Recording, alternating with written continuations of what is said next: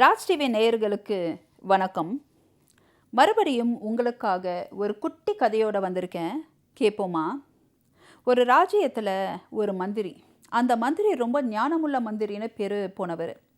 அந்த ராஜ்யத்தின் ராஜா எந்த ஒரு முக்கியமான முடிவு எடுக்கணும் அப்படின்னாலும் இந்த மந்திரி கிட்ட கேட்காம முடிவெடுக்கவே மாட்டார். இந்த மந்திரியை பார்த்து அந்த மற்ற மந்திரிகளும் அந்த ராஜ்யத்தையே சார்ந்த மற்ற மக்களும் ரொம்ப பொறாமையில் இருப்பாங்க. இவ்வளவு ஞானமுள்ள ஒரு மந்திரியா, ஒரு நபரா இந்த ராஜ்யத்திலன்ற மாதிரியான ரொம்ப புகழ் தேர்ந்த ஒரு மந்திரி. ஒரு நாள் ராஜா வந்துட்டு அந்த மந்திரி கிட்ட, நான் தினமும் மக்களை காலையில் பார்க்க போவேன்.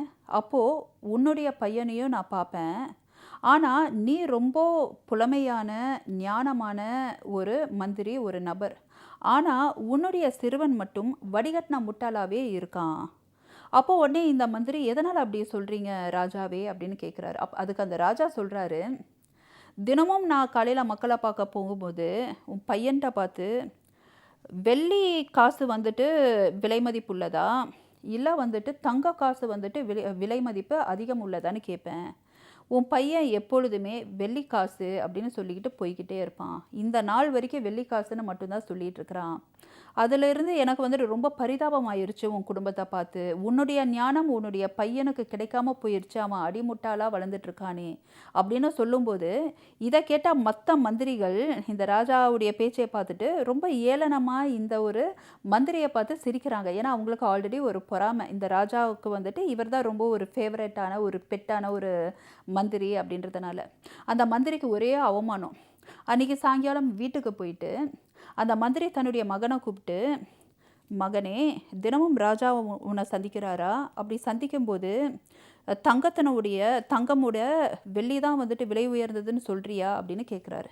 அப்போ அந்த பையனும், ஆமாம், நான் அதை தான் சொல்கிறேன் அப்படின்னு சொல்கிறாரு. அப்போ அந்த மந்திரி கேட்குறாரு, எதனால் நீ அப்படி சொல்கிற? உனக்கு உண்மை என்னன்னு தெரியாதா அப்படின்னு கேட்கும்போது அந்த பையன் என்ன சொல்கிறாரு அப்படின்னா, அப்பா, தினமும் காலையில் ராஜா வந்துட்டு மக்களை சந்திக்கும்போது என்னையும் பார்ப்பாரு. அப்போ அவர் ஒத்த கையில் வெள்ளிக்காசும் இன்னொத்த கையில் தங்க காசும் நீட்டுவார். இது ரெண்டில் எது விலை மதிப்பு உள்ளது அப்படின்னு கேட்பாரு. நான் வெள்ளிக்காசுன்னு சொல்லுவேன். ஒவ்வொரு தடவையும் நான் வெள்ளிக்காசு அப்படின்னு நான் சொல்லும்போது அவர் அப்படியே சிரிச்சுக்கிட்டே கடந்து போவார். தினம் தினம் இந்த கேள்வியை திரும்ப திரும்ப கேட்பாரு. நான் திரும்பவும் வெள்ளிக்காசுன்னு சொல்லுவேன். அவர் வந்துட்டு அவருக்கு அது ஒரு பெருமை, நான் கரெக்டாக சொல்லலைன்னு அப்படின்னோடனே அவங்க அப்பா வந்துட்டு திட்டுறாரு. அது எப்படி, அது உண்மை எதுவா அதை சொல்லணும்ல, உன்னை இப்போ எல்லாரும் முட்டாளாக நினைக்கிறாங்களே அப்படின்ட்டு ரொம்ப அப்படியே வருத்தப்பட்டு சொல்லும்போது அந்த பையன் அவங்க அப்பாவை கூப்பிட்டுட்டு போய் இந்த அறையில் உள்ள ஒரு பெட்டியை ஓப்பன் பண்ணி காட்டுறான். அந்த பெட்டியை திறந்து பார்த்தா உள்ள ஃபுல்லாக அவ்வளவு வெள்ளிக்காசுகள். அப்போது இந்த தந்தை கேட்குறாங்க, இந்த வெள்ளிக்காசுகள்லாம் எப்படி வந்தது அப்படின்னா, இதெல்லாமே ராஜா தந்த வெள்ளிக்காசுகள். ஒவ்வொரு முறையும் அவர் 2 காசையும் நீட்டும்போது வெள்ளிக்காசு தான் விலை மதிப்புள்ளதுன்னு நான் சொல்லும்போது அந்த வெள்ளிக்காசை தந்துக்கிட்டு இருப்பார். ஒருவேளை தங்க காசு விலை உயர்ந்ததுன்ற உண்மையை நான் சொல்லியிருந்தேன்னா ஒரு தங்க காசோடு அது முடிஞ்சிருக்கும். ஆனால் நான் வந்துட்டு அடி முட்டாளாக நடந்துக்கும்போது ராஜா அதை கொண்டாடுறாரு, சிரிக்கிறாரு, மக்கள் சிரிக்கிறாங்க. இதை அந்த ராஜா என்ஜாய் பண்ணுறதுனால தினம் தினம் இதே கேள்வியை கேட்பாங்க. நான் தினம் தினம் வெள்ளிக்காசு தான் விலை உயர்ந்ததுன்னு சொல்லிட்டு அந்த வெள்ளிக்காசை வாங்கிப்பேன். ஒரு தங்க காசுக்காக இவ்வளோ வெள்ளிக்காசை இழக்கிறதுக்கு எனக்கு விருப்பம் இல்லை அப்படின்னு அந்த பையன் சொல்லும்போது தான் அந்த பையன் இந்த மந்திரியை விட ரொம்ப ஞானம் உள்ளவன் அப்படின்றது இந்த மந்திரி உணர்றாரு. அதுக்கப்புறம் அந்த மந்திரி அந்த அரண்மனைக்கு போகும்போது அந்த மந்திரி சுற்றி இருக்கக்கூடிய மற்ற மக்கள், ராஜாக்கள்லாம் உங்கள் பையன் முட்டாள் அப்படி இப்படின்லாம் ஏளனமாக இருக்கும்போது இந்த மந்திரி கவலைப்படுறதே இல்லை. ஏன்னா அந்த மந்திரிக்கு தெரியும் தன்னுடைய மகன் எந்த அளவுக்கு புலமையானவன். சம்டைம்ஸ் நம்மளுடைய திறமைகளை வந்துட்டு எல்லாத்துக்கும் நம்ம ஷோ ஆஃப் பண்ணணும்னு அவசியமே இல்லை. நிறையா பேருக்கு நம்ம திறமை தெரியலையே அப்படின்னு நம்ம வருத்தப்படணும்னு அவசியமே இல்லை. ஆஃபீஸில் நிறையா பேர் பல பேர்த்தனுடைய வேலையை அவங்க வேலைன்னு சொல்லிட்டு ஷோ ஆஃப் பண்ணிவிட்டு திறமை உள்ளவங்கன்னு காமிச்சிட்டு இருப்பாங்க. ஆனால் உண்மையான திறமை உடையவங்க அவங்களுக்கு திறமை இருக்குன்னு யார்ட்டையும் சொல்லணும்னு அவசியமே இல்லை.